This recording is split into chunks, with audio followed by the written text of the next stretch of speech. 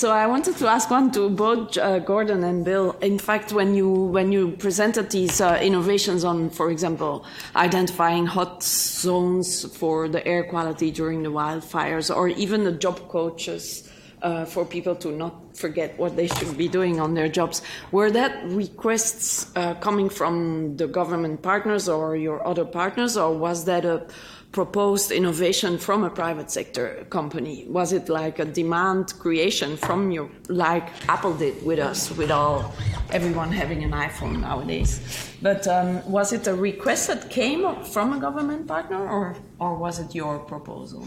That's a good question, and I should have mentioned that we decided, instead of being anecdotal about what the demand side was, we would hire Gallup, the Washington-based survey organization, to come to Spokane and to conduct a rigorous scientific survey of citizens about what they thought the first priority for a healthy city or a smart city initiative should be. And that was, frankly, not predetermined outcome. It wasn't like we said, go ask about air quality while you're asking about all that other stuff. And air quality came up as the first priority. And so that was a citizen engagement initiative. So that also influences the uptake afterwards and the rollout further. Yeah. Well, it helped that they knew that we were coming. Nice. The job coach was originated by Source America.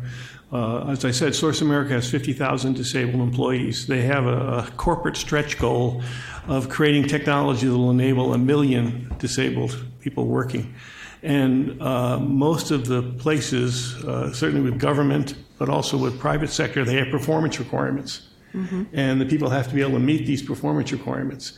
And they knew they were going to constrain the number of people they could place unless they gave them the technical assistance so they could meet the job requirements. So it was really driven by the job market and the need to enable people to perform better. Wonderful. Thanks. Any questions? Yes. Where shall I start? You can be first, please. So, Robert Clay from Save the Children. This is a question from Gordon. Your presentation talked about the successful PPP there in Spokane. And my experience is that the thing that often trips up PPPs is that you don't have clear roles and responsibilities. And you spend all your time sorting out the gray area. So I was just wondering if you could share with us how you overcame that, or what did you do in terms of setting up who was doing what with so many different partners in your PPP. Thanks. Well, we did something that was politically incorrect. We played a game of chiefs and Indians. Spokane is dominated by Native American reservations in the town and around the town, and so it was, probably not politically correct, but chiefs and Indians. How many chiefs and how many Indians? How many chefs? Or how many chefs in the kitchen? Because we did want at the very beginning to set in motion the understanding that there wasn't going to be more than one chief. The executive director would be given the mandate of being free of each one of the organizations. So we extracted her from one of the organizations and put her in a separate budget where she was accountable to the board rather than to the place that she was seconded from.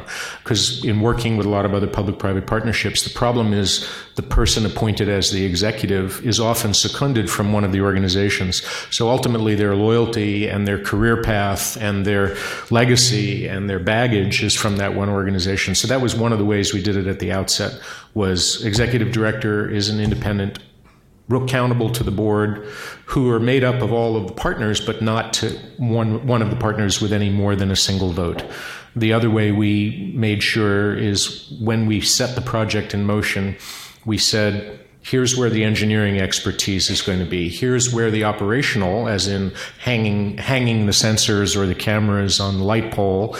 Here's where the connectivity resource is going to come from. So we designated in advance, and there were pretty clear lines. There are some gray areas. For instance, cost control. Everybody had to have a role in cost control. Quality of data. Everybody had to have a role in quality of data. But we started by making sure that everybody knew their place, which is the chiefs and the Indians thing. Next question. Yes, please.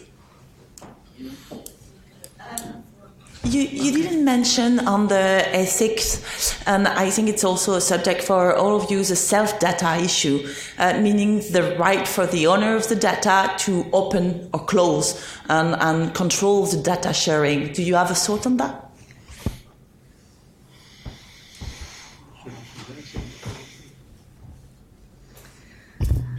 It's a really important issue, and I was talking about uneven regulatory environments, and I think it's something that we need to continue to advocate for in terms of making sure that there are sufficient minimum requirements for how data is handled and what individual access to that data means and ownership of that data means, from perspective of minimization when you have programs that are collecting a lot of data, to be thinking about keeping the data for the time they need it and not beyond, and securing the data. There is a huge amount of money being poured into digital systems, and I think probably a greater portion of those investments should be focused on things like security and privacy. So quite a bit to do still. Andy? Andy Wilson from PATH. Probably more for Adelle. The work you're doing is tremendously valuable. This is probably more of a over-constrained puzzle than a question. There's tremendous need in what you've mapped out in terms of continued funding and work and development, but in an environment of constrained budgets for particularly bilateral assistance, and also coupled with your comment that we don't have sustained business models yet established, and in some cases the veracity of the effectiveness of technology. How do you engage? Where do you start to engage the private sector to fill that gap as you build this map into a strategy in USAID? Yeah. So it's an important question, and I think the answer depends on the context. I don't know that there's a one-size-fits-all answer. One thing I didn't talk about that I wanted to shine a light on for a minute is a program in our Asia Bureau called the Building Healthy Cities Initiative.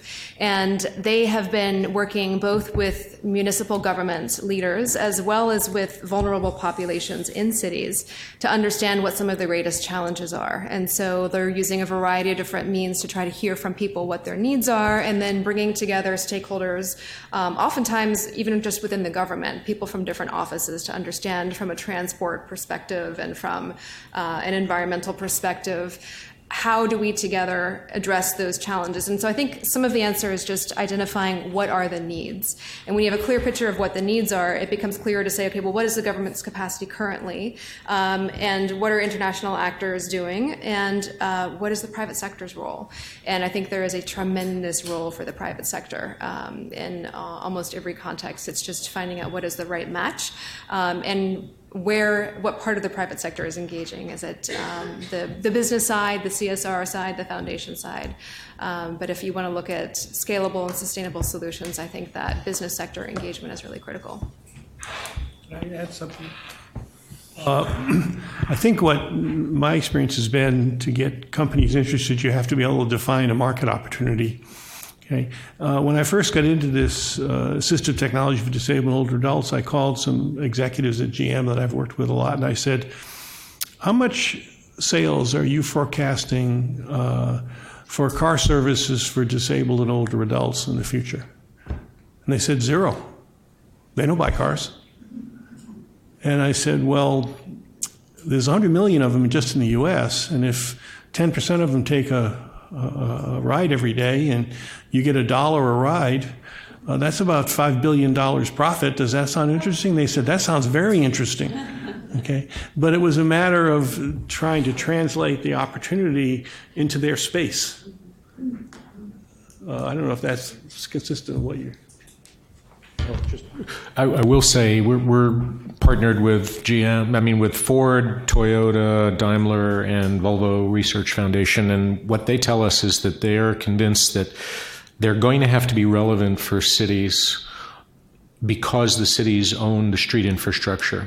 They own the parking spaces, they own the traffic lights, they own the street lights, they own the stop signs, they own it all. And if somebody wants permission to run a AI-powered robot taxi service, they're going to have to be able to do something with the city, deliver some value. And this is the other part of it, is not just a market opportunity for the corporate who's investing in a privately owned and operated mobility service that has potential value for the health of citizens, but the permit provider, in this case the city that owns the street, also wants to see an opportunity for them to achieve their goal. Back to what I was saying earlier, that each party has to believe that this is achieving a goal that they hold dear, which the other party may not consider as dear.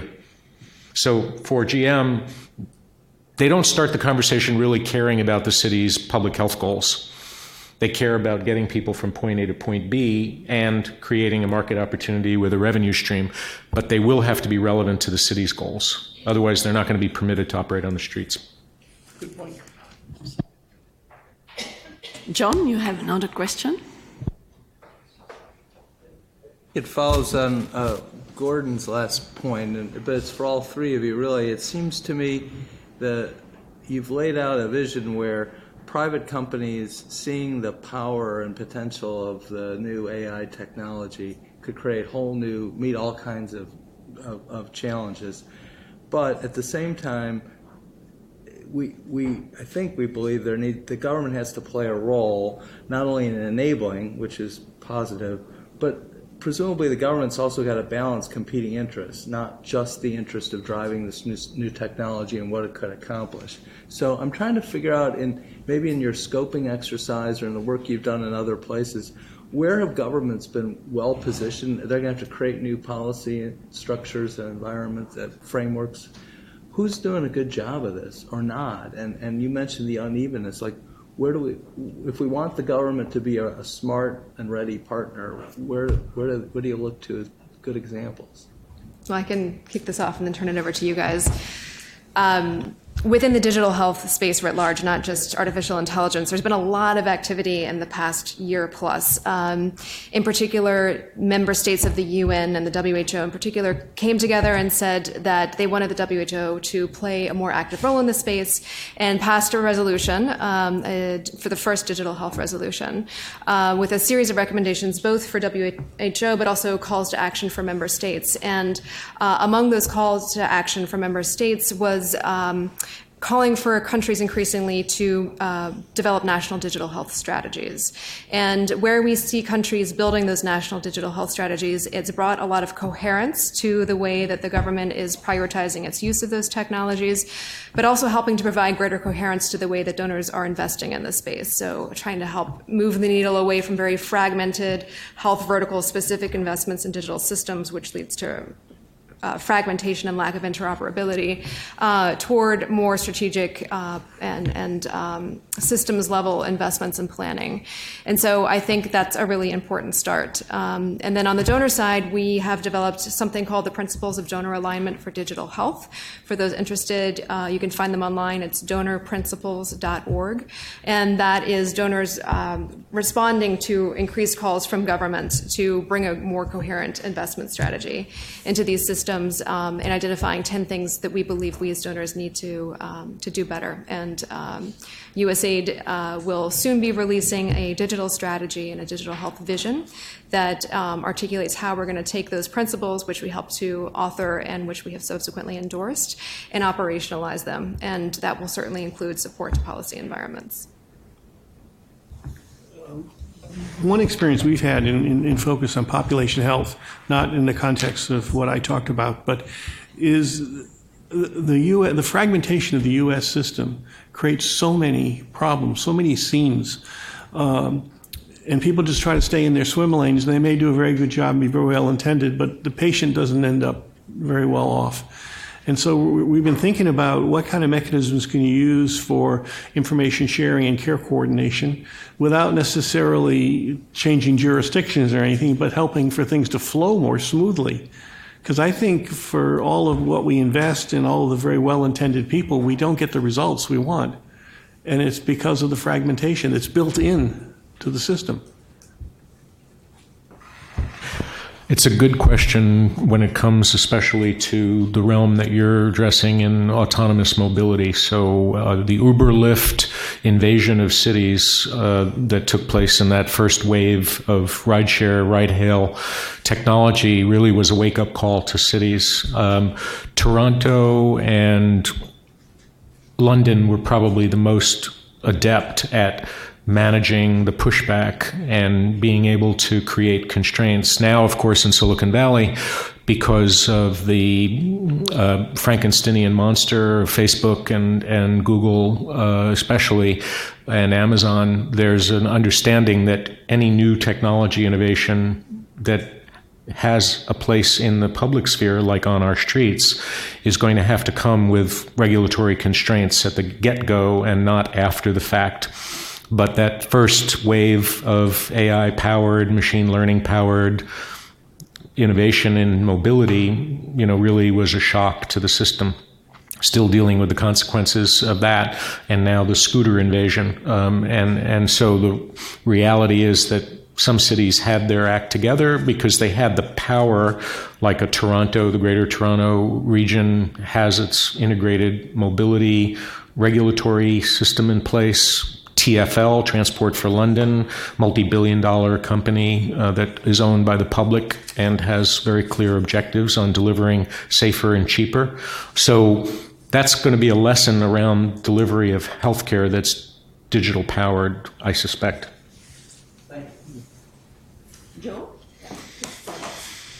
This is, I've been trying to struggle with formulating this question, but I think it picks up on issues all of you have raised and that we've been talking about all day, is how do we, what are models for using the digital world and AI to try to bring together understanding of the conditions in which people live that affect their health, as well as the clinical conditions that they have that affect their health. I think we end up with the clinical solutions most of the time because the market has been there.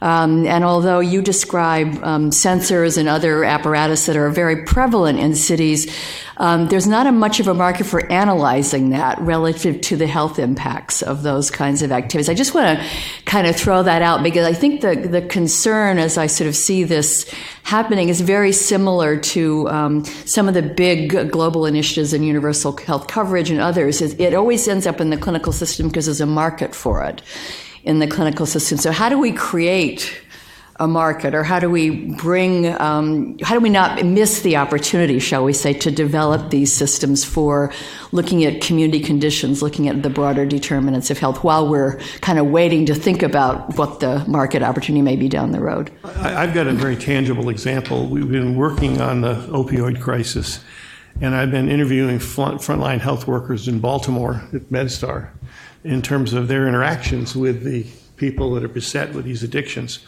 And basically the comments I get is, these people's addiction is just one of their many problems.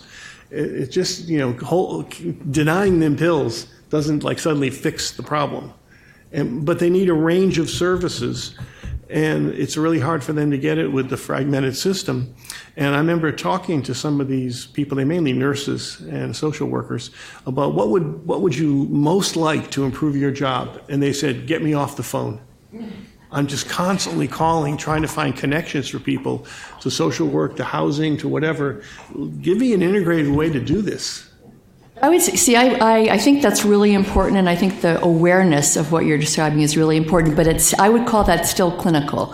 It's arraying services around an individual and not necessarily changing the conditions that have caused the reason why those individuals need the services. I want to push a little bit harder on that because I think the service solution is still a clinical solution in the sense it focuses on individuals. So maybe Gordon can take that. So there is good news and bad news from Silicon Valley. The good news is that there are amazing technologies that are already being deployed to sense what's happening in the environment around the device owner, whether it's the device that's your iPhone in the pocket or your hearing aid or a device that's been inserted in the body. And it's basically being driven by not video recognition, because that's really big brothery, and so most companies are shy, except in China, about deploying cameras everywhere, but I've noticed a couple of cameras in the room. Yeah. But it's not just the obvious one, but it's sound. So what has happened, and this is why Amazon built Alexa the way they did, and why Apple built Siri the way they did, and why Google has built Google, whatever her name is, the way they did, was that it's easy to sense around a person at any given time what's happening, as in, do I hear an ache and a moan? Do I hear something breaking or falling? Do I hear a conversation that says, oh my God, where's my pill? So all of that technology is now in place. It's being used in a constrained way around the voice-activated box or the phone, but it's going to be ubiquitous. And so that non-clinical intelligence gathering with real-time analysis is being driven by the advertiser and the product seller who wants to know that you just broke something. You're 86 years old. You may have broken your hip, but you definitely just broke a plate. And I'm going to send an alert to the children who wanted to know and paid for the service, and the doctor who wants to know and paid for the service that you're looking for your keys. So let me take the word clinical out if that's a problem, because if the person does, that is still around the individual and the situation of the individual. And I'm trying to move it out into the fact you described sensors in the social environment. Sensors in Spokane that tell you about air quality. We've talked about transportation. We've talked about sort of mobility, being able to track all these pieces. And then the implication of that is sort of, okay, so could we change the environment so that we maximize the health promoting behaviors as opposed to only giving you the data that you need to get more exercise or something? I really want to, because I think we turn everything into a sort of, because it's an advance actually, thank goodness, that we're integrating services beyond healthcare to see the real needs to deal with broader determinants, but it's still a very individually focused